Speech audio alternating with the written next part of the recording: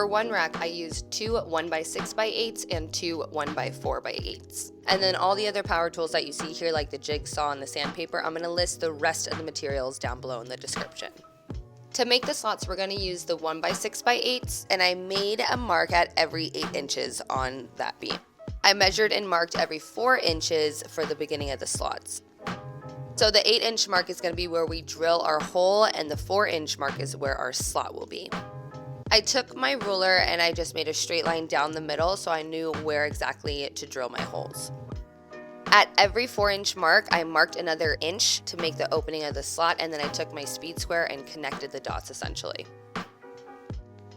I ended up going with a 1 1/4 Fostner's drill bit to drill the holes. You're going to do that at every 8-inch mark. I clamped my wood down and then went in with my jigsaw and just followed those markings that we made with the speed square to make our slots. After I cut out all of my slots, I took that second 1x6x8 and instead of doing all the markings again, I just traced out the slots to make sure that they were totally level. After it was traced, I went ahead and repeated the process and then sanded down the wood. To make the backing to hang these guys onto the wall, I just took my 1x4x8 and found the center and drew a line down the middle. On that line, I marked every other 4 inches because at every 8 inches, you're going to have a slot, and then I pre-drilled holes for my wood screws.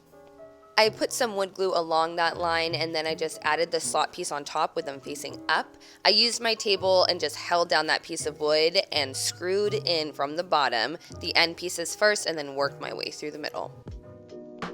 Repeat that to the other side, and now you have yourself a DIY skateboard rack. You can go ahead and finish it if you want, but because all my other pieces in my workshop are unfinished wood, I decided to keep them as is. I found and I marked my studs in the wall, and then I just went ahead and drilled directly through the front of that wood into the studs and just using my level as I went along to make sure that they were straight.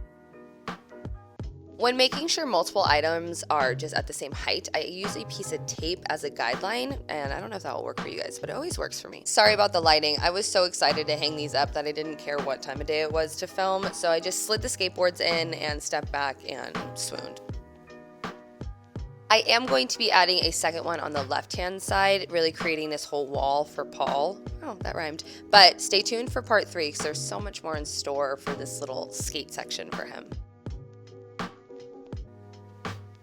I hope that you guys enjoyed my take on a DIY skateboard rack. Don't forget to subscribe. I am going to be announcing a 40K giveaway because we hit 40K. Thank you for all your love and support. I will see you Sunday for another DIY and a giveaway announcement.